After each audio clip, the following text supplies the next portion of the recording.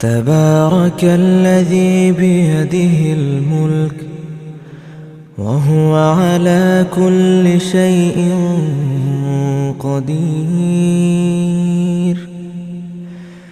الذي خلق الموت والحياة ليبلوكم أيكم أحسن عملا،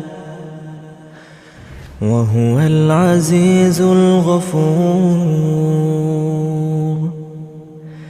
الذي خلق 7 سماوات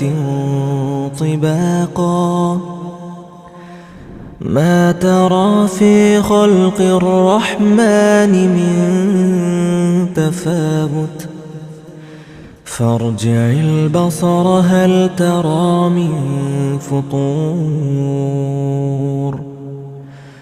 ثم